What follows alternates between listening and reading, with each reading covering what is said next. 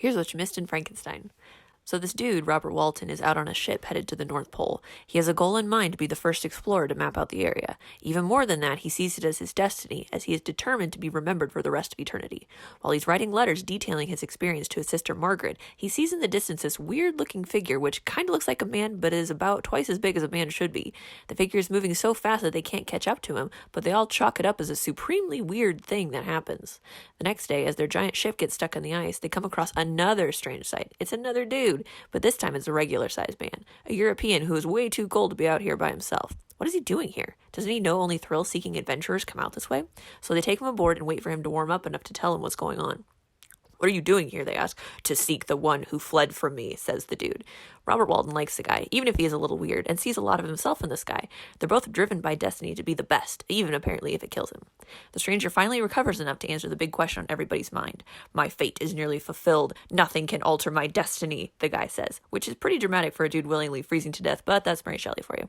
He starts telling his story, starting way back at the beginning to explain why he is the way that he is. Chapter 1.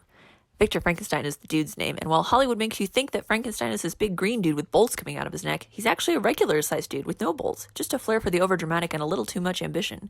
He's born in Naples, but considers himself Genevan by birth. He starts off telling the story about how his parents came to adopt Elizabeth Lavenza, a girl his parents hope grows up to be his companion later in life, even though it's a little weird to grow up with somebody you're supposed to marry, but more on her later. Chapter 2. He also talks about his brothers and his best friend, Henry Clerval. Henry is nice and smart and a real gentleman, very much unlike Victor, but very similar to Robert Walton. Victor tells about his time in school, back in Geneva now, where he studies philosophy. He really gets into the idea that money isn't everything, but that real glory will come from being able to banish disease from the human body. He really wants to make man immortal, but he's not quite sure how to do this at that point, considering he's still basically a kid.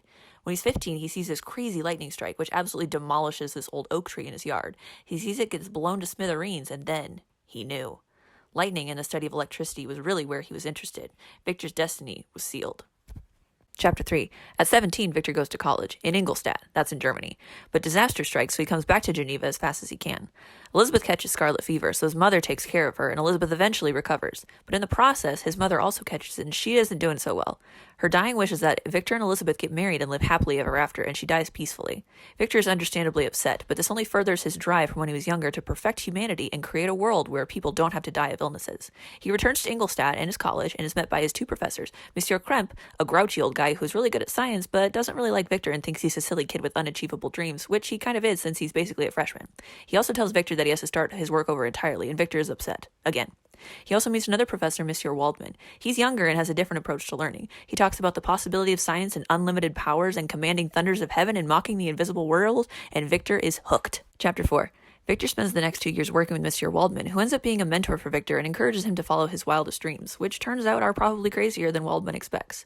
Victor starts getting interested in the human form, how it's made, and the principle of life. He has to examine life closely, but that also means that he has to examine the loss of life as well. This also means that he has to examine how decay happens to a body, and there's only one place for this weird kid to figure out what he needs to know: the graveyard.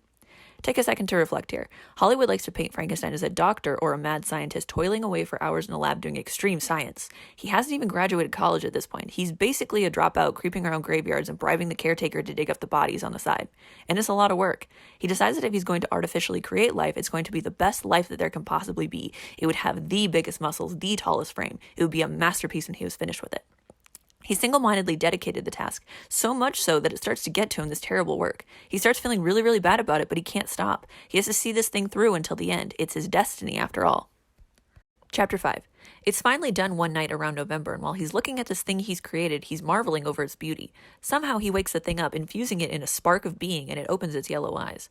Victor is so strung out by his 2 years of endless work, not bothering with sleep or eating properly, that he takes one look at what he's done and is instantly struck by that universal feeling of, oh no, what have I done?